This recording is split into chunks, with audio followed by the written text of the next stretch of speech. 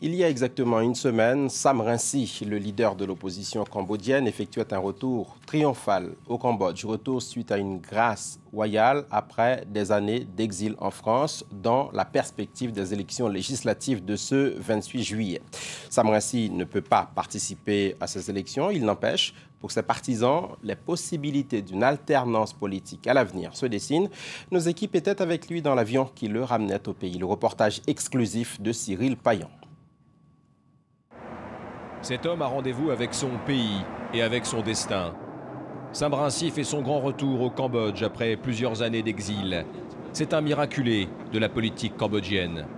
Pour ce long voyage depuis Paris, sa garde rapprochée est venue pour l'accompagner.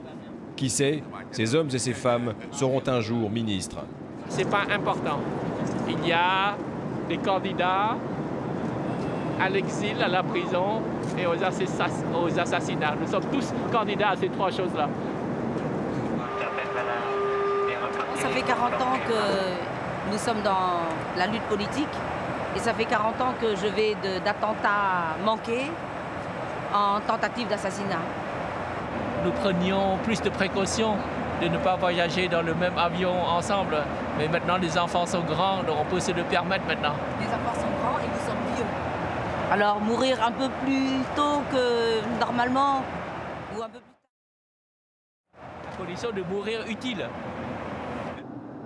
Je ne veux pas être la Libye démocratique. Une hirondelle ne fait pas le printemps. Je ne suis pas cette hirondelle qu'on va exhiber pour dire que maintenant le printemps est arrivé au Cambodge après le printemps arabe. Non, il en faut plus que ça. C'est peut-être un tournant dans la vie de l'opposant. Dans quelques minutes, il va fouler le sol cambodgien en homme libre. Un nouveau coup de théâtre politique et une résurrection pour cet ancien ministre. Et de tout le Cambodge, ils sont venus par milliers pour acclamer le chef de file de l'opposition. Une marée humaine qui va de longues heures durant paralyser une partie de la capitale cambodgienne. Dans l'esprit de tous ici, une volonté de changement incarnée par Sam Rainsy, seul véritable adversaire de Hun Sen, l'homme fort du pays. Non, je crois qu'il part, mais quand il perd des élections, et il devenait le chef d'opposition. Si moi, c'est en chef d'opposition.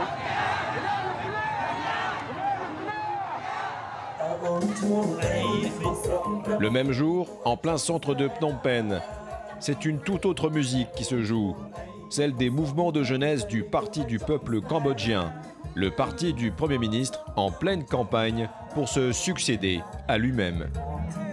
Ce candidat se présente pour la première fois. Sa rhétorique est bien huilée et calquée sur celle de Hun Sen, son mentor. Sam Rainsy, le retour, c'est ce qui est contre, c'est ce qui arrive avec la politique qu'on a actuellement. C'est la réconciliation nationale. Comme ça, il n'y aura plus le critique qui dit que tout le monde n'a pas pu y participer. Oui. Donc voilà, le pays, le Cambodge, est un pays libre, est un pays démocratique. Ces membres du parti au pouvoir en sont persuadés. Ils vont remporter une écrasante victoire à ces élections générales. Reste que l'arrivée triomphale de Sam Rainsy il y a quelques jours change la donne et reste un formidable défi, un défi historique à ce parti au pouvoir depuis près de 30 ans et qui contrôle l'ensemble des institutions cambodgiennes. Reste aussi à savoir si ce désir de changement va se convertir dans les urnes ou si les millions de Cambodgiens vont reconduire, et avec quelle marge, le seul parti qu'ils aient souvent connu.